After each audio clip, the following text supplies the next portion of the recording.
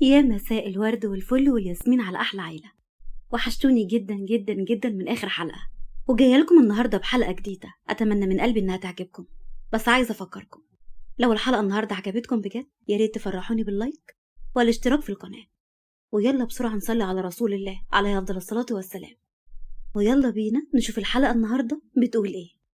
إصابة رجل الأعمال هاشم الجندي بطلق ناري أثناء خروجه من مقر شركته.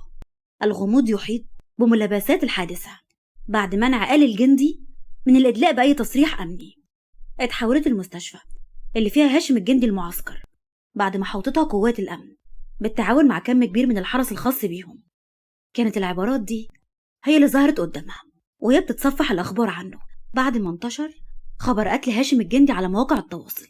حست بشلل مؤقت، حست بالعمى، ما بقتش شايفة حاجة، حتى دموعها اللي نزلت زي المطر ما بقتش حاسة بيها. فضلت تحت تأثير الصدمة لحظات وهمست باسمه وقالت هاشم. هنا انتبه عقلها لواقع الكارثة اللي شافتها. حبيبها اتقتل، مش هتشوفه مرة تانية، رحل عنها. صرخت وهي بتتنفض من مكانها، مش عارفة ازاي غيرت هدومها ولا ازاي اخدت تليفونها الجديد او حتى فلوس. حقيقة مش شايفة قدامها من كتر دموعها. خرجت من بيتها ووقفت وسط الشارع بتدور على مواصلة عشان تروح القاهرة بسرعة. وقفت تاكسي وهي بتقول ما بين عياطها اطلع على القاهرة يا اسطى وهديك اللي انت عايزه، بالله عليك بسرعة. بس الراجل لحالتها ولكنه قال بجشع القاهرة مرة واحدة هاخد 2000 جنيه. صرخت فيه بغضب اخلص قلت لك هدفع لك اللي انت عايزه. مشي بيها بسرعة. اما هي مسكت تليفونها وحاولت الاتصال بإبراهيم ومؤمن وكمان جاسر، ما لقتش رد من حد. حمدت ربنا انها سجلت كل ارقامهم في ورقة من قبل ما تمشي. شدت شعرها بجنون وهي بتقول يا ولاد الكلب حد يرد عليا. هديت لحظة وقالت بلهفة ملك. اتصلت بيها فردت عليها ببكا وقالت الو مين معايا؟ حبيبة بلهفة ملك، انا حبيبة يا ملك. انهارت ملك وهي بتقول حبيبة ابي هاشم، وما قدرتش انها تكمل كلامها. صرخت حبيبة بجنون ماله ماله ماله، ابوس ايدك طمنيني، قولي ان هو بخير، هاشم ما حصلوش حاجة. ما قدرتش ملك تتكلم اكتر، وبما ان امل كانت الاقرب ليها اديتها التليفون. حطت امل التليفون على ودنها فسمعت صوت حبيبة المنهار وهي بتترجى ملك انها تطمنها. تملكت نفسها وقالت اهدي يا حبيبة ان شاء الله خير. ردت عليها بتوسل هبوس ايدك قولي لي ايه اللي حصل، وهو حالته ايه دلوقتي؟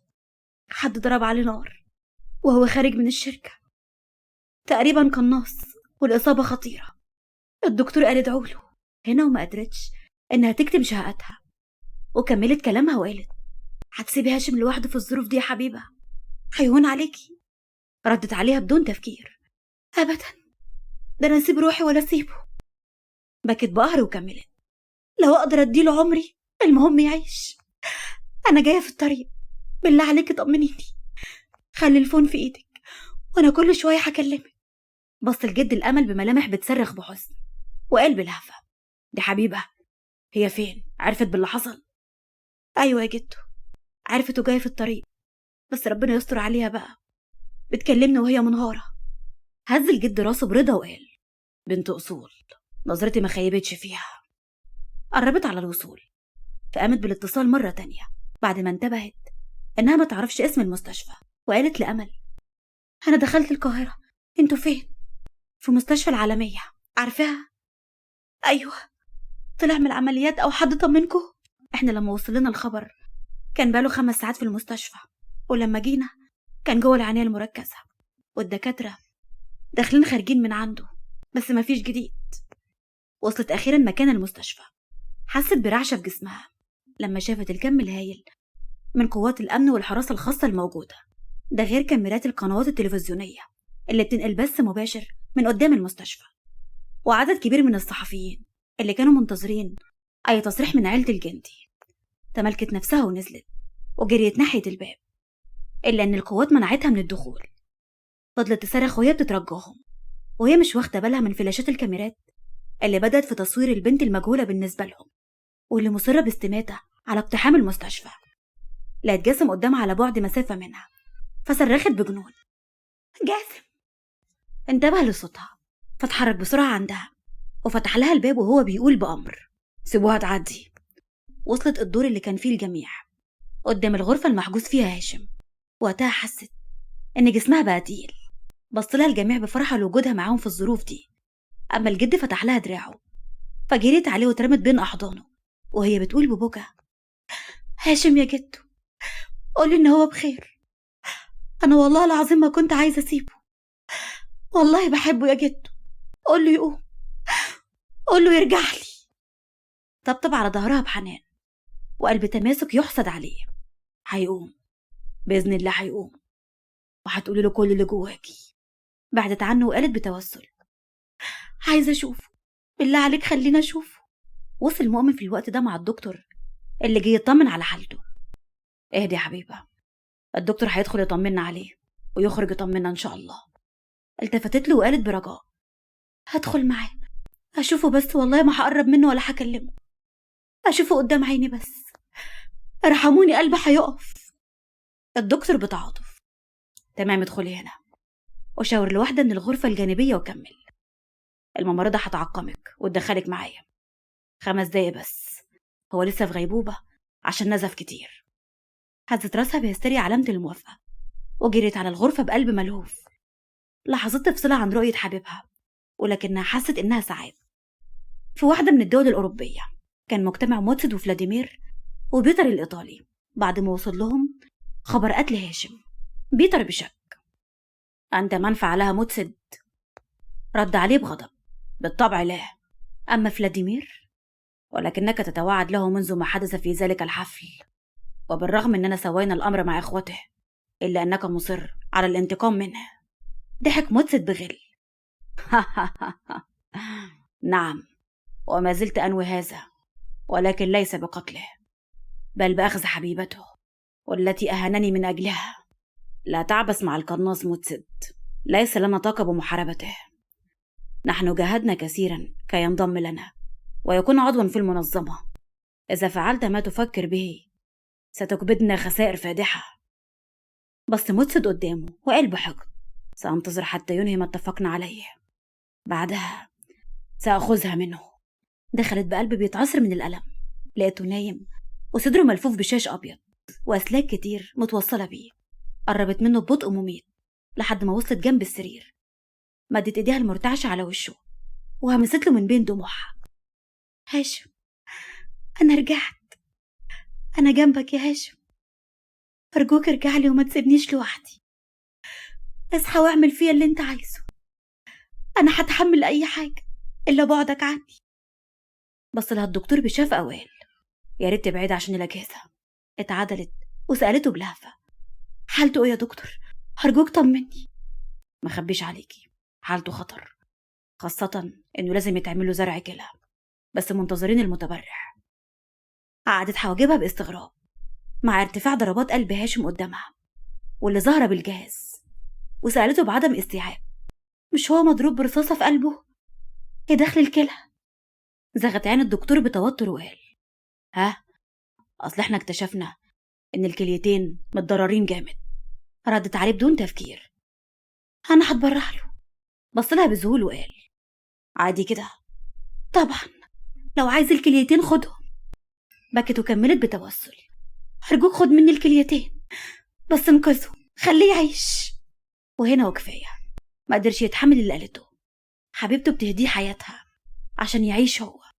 صرخت برعب وصدمة لما لقيته بيقوم من سريره وبيشيل الأسلاك بهمجية وهو بيقول: كان لازم أموت عشان ترجعي لي يا فراولة.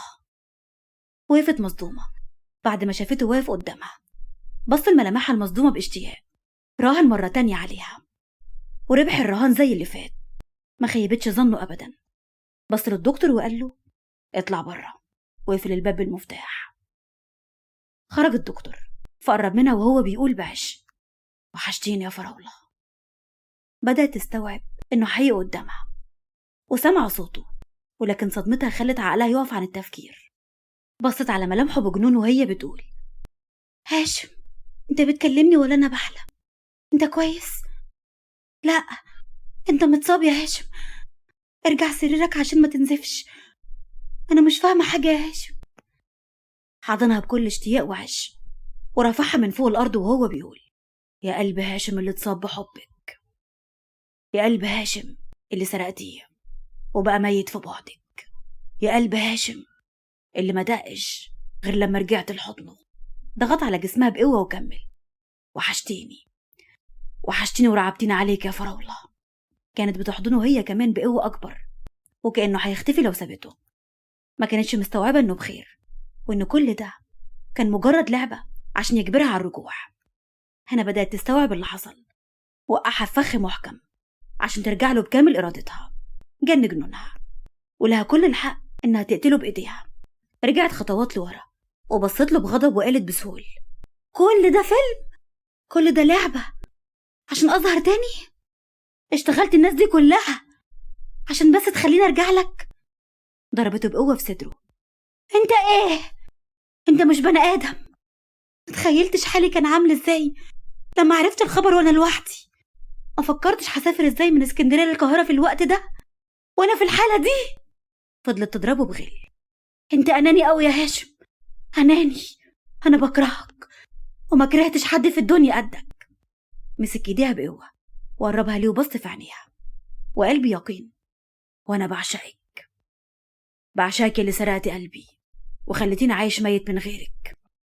وبسها بوسة كلها غضب وانتقام من هروبها منه، وبصلها بجنون وقال: هو انت عليك يا حبيبة كده تبعدي وتخليني اموت من القلق عليكي؟ مش قلت انك بتحبيني؟ اللي بيحب حد بيوجعه. صرخت فيه بعتاب حزين: بتسألني انا؟ مين اللي هان على مين يا هاشم؟ مين اللي وجع مين يا هاشم؟ كنت فاهم كل كلمة بقولها وعملت نفسك جاهل. سمعتني وانا بقولك بعشقك بالايطالي وعملت نفسك مش فاهم. عرفت اني ما خنتش ثقتك فيا وفضلت ان اضحي بنفسي وعيلتي عشان انقذك، وما رحمتنيش بعد ما طلعتني السما وانا في حضنك. الألم اللي ضربتهولي ذبحني. مسكت دموعها وكملت بقهر: كل ده كان ممكن اغفره، بس اللي عمري ما هسامحك عليه انك تقرب مني في اوضه تانية غير اوضتك. انا مراتك، كنت اقل من اي واحده شمال قربت منها. قاطعها بجنون: انت غبيه، مش ده كان تفكيري يا متخلفه. عشان انت غير اي واحده لمستها، عشان انت بس اللي مراتي وحبيبتي. ما كانش ينفع اخليكي تلمسي مكان نام في غيرك. ما قدرتش اخدك في سريري اللي نام عليه الستات بعدد شعر راسي. كنت هحس اني خنتك، بالرغم اني ما لمستش ست من اول ما دخلت في حياتي. حتى لما حاولت ما قدرتش. كنت شايفك انتي، كنت بتمناك انتي. حرمت عليا الستات من غير ما تطلبي مني ده. ضربتك، ايوه ليه بقى؟ عشان وجعتيني، حسستيني اني مش راجل. خفتي من حقير افرمه تحت اوسخ جزمه وعملت له 1000 حساب.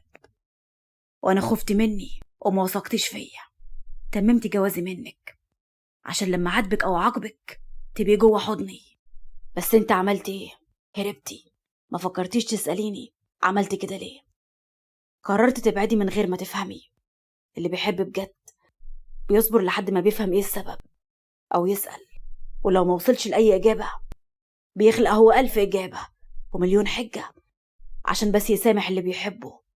وجعتيني لما ما وثقتيش فيا، دبحتيني لما بعدتي، وقفلت كل البيبان اللي ممكن أوصلك منها، قطعت كل الخيط اللي كان ممكن أوصلك منه. يبقى فين الحب اللي بتتكلمي عنه يا حبيبة؟ بالرغم ان كلامه برد قلبها، إلا انها لسه حاسة بألم جواها. مش هتسامحه بسهولة، هتعاقبه على كل اللي عمله فيها وفي قلبها اللي اتقطع. صرخت فيه بقهر: دلوقتي بقيت انت الملاك وانا الشيطان. كم مرة زلتني، كم مرة عايرتني بأصلي، واللي أكد لي إني مسواش أي حاجة عندك. لما خدتني الحفلة عشان أسرق المفتاح، لو كنت أفرق معاك كنت لغيت الفكرة. طب أنا غبية، انت ما اعترفتش ليه باللي جواك؟ ليه؟ عارف ليه؟ عشان انت هاشم الجندي. كبرياك منعك من ده، غرورك صورلك اني بنت غلبانة وضعيفة هفرح بقربك مني حتى لو ما فيش جواك حاجة ليا. بس لا، انت لسه ما تعرفنيش. لبست حالة من الجنون، بعد كل الضغط العصبي اللي مرت بيه خلال الساعات اللي فاتت، وبصت حواليها بهوس. ولما شافت قدامها مشرط سحبته ووجهته ليه وقالت له بتصميم: افتح الباب ده، خلينا غور في داهية بدل ما اقتلك بجد عشان اخلص منك. بص لها بتحدي وهو بيقرب منها، ووقف قدامها ومسك ايديها اللي كان فيها المشرط وحطها فوق قلبه وقلب تحدي عاشق. يبقى اقتليني، انا مت في بعدك مليون مرة. الموت اللي بجد اهون وارحم من ان اعيش وانا ميت في بعدك يا فراولة. ارتعشت ايديها وقالت بضعف تملك منها: مش هقدر اسامحك، مش هنقدر نكمل مع بعض. قلت لك ولا انا سندريلا ولا انت الامير. عيلتك هترفضني، الناس مش هترحمك لما تعرف ان هاشم الجندي اتجوز بنت حواري حرامية. الف وجع والف سد هيبقى بيني وبينك، وغير كل ده انا قلبي شايل منك. مش هقدر انسى اللي عملته فيا ومعايا، مش هقدر، والله ما هقدر. وقع من ايديها المشرط فقال لها بحنان: عاقبيني، أدبيني، اعملي كل اللي يريحك لحد ما قلبك يرتاح، بس وانت في حضني. والناس كلامهم تحت جزمتي، هيفيدوني بايه وانا قلبي بيتعصر من الوجع وانت بعيدة عني؟ انا بعشقك يا فراولة، وواثق من حبك ليا اللي جوانا يستاهل ندي لبعض فرصة. خلينا نبدأ صح. بصت له بتوهان وجواها حرب بين عقلها اللي بيقول لها تمشي وقلبها اللي بيأمرها تستنى. سحبت نفس عميق وخرجته بهم وقالت بنبرة كلها حزن ووجع: ونكمل بكرة.